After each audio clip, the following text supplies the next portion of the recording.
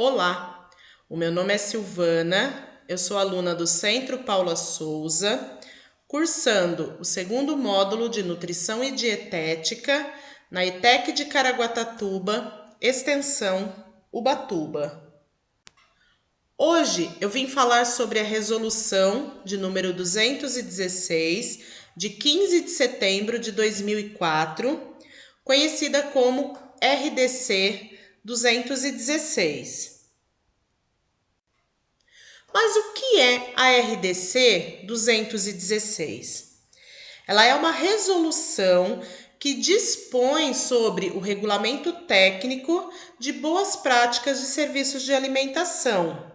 É uma legislação publicada pela Anvisa que nos traz, então, o regulamento técnico dessas boas práticas de alimentação. A RDC ela é dividida em itens e subitens. E hoje eu vou trazer para vocês, na forma de uma oficina informativa, um desses itens. O objetivo, então, da RDC é estabelecer os procedimentos de boas práticas para serviços de alimentação, a fim de garantir as condições higiênico-sanitárias do alimento que está sendo preparado. Então, todo estabelecimento, como confeitarias, cozinhas, lanchonetes, padarias, pastelarias e restaurantes, que manipulam, preparam, fracionam, armazenam, distribuem, fazem o transporte, a exposição e a venda dos alimentos, deve ser submetido à aplicação da RDC. Então, eles devem seguir esses itens e subitens que constam na RDC, a fim, de que possa ter aí essas boas práticas nos serviços que eles prestam de alimentação. Então, o item que eu trouxe aqui foi o 4.2, que fala sobre a higienização de instalações, equipamentos, móveis e utensílios. O primeiro subitem que nós temos, ele diz respeito às instalações, os equipamentos, os móveis e os utensílios que devem ser mantidos em condições higiênico-sanitárias apropriadas, ou seja, devem ser mantidos limpos, e essas operações de higienização devem ser realizadas por funcionários capacitados e com uma frequência que garanta toda essa manutenção de higiene que minimize o risco de contaminar o alimento que está sendo preparado ali. Então, a higienização ela deve ser constante e que garanta que não haja nenhum tipo de contaminação no alimento.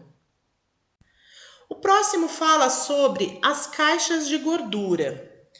As caixas de gordura, então, elas devem ser limpas periodicamente e o resíduo que é retirado dessas caixas de gordura devem ser descartados de acordo com a legislação específica. As operações de limpeza, caso não seja feito rotineiramente, ou seja, se as operações de limpeza não forem feitas diariamente, elas devem ser registradas. Então, todas as operações de desinfecção de equipamento, quando não feito todos os dias, deve haver um registro. No próximo, nós temos falando sobre a área de preparação dos alimentos. É muito importante que toda essa área seja higienizada quantas vezes forem necessárias e também sempre após o término do trabalho. Terminou o trabalho ali de refeições, de preparo de alimentos, toda essa área de preparação, ela deve ser higienizada e quantas vezes forem necessários, Porque todas essas precauções de higienização, ela tem o objetivo de evitar que o alimento seja contaminado por qualquer tipo de produto, seja ele um produto saneante, ou seja, algum tipo de alvejante, algum tipo de sabão, seja através da suspensão de partículas, ou seja, um espirro ou coisa do tipo, e também a formação de aerossóis. Então, se houver, por exemplo, uma obra próximo, onde eles estejam fazendo algum tipo de serviço, está tendo ali poeira, isso deve ser feito alguma coisa para evitar a contaminação do alimento que está sendo feito ali. A questão também das substâncias odorizantes ou desodorizantes também é muito importante. Não devem ser utilizadas na cozinha, na parte da higienização, qualquer tipo de substância que tenha cheiro. Então, todas essas substâncias, elas não podem ser utilizadas, elas devem ser evitadas em áreas de preparação e armazenamento dos alimentos. O próximo item aqui fala sobre a questão dos produtos saneantes.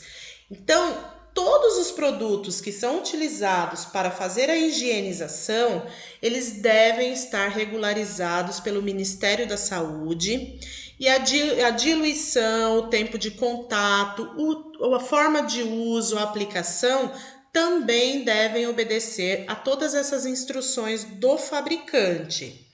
Além de que os produtos eles devem ser identificados e também guardados em locais apropriados. Não deve estar junto de alimentos ou ali exposto na cozinha.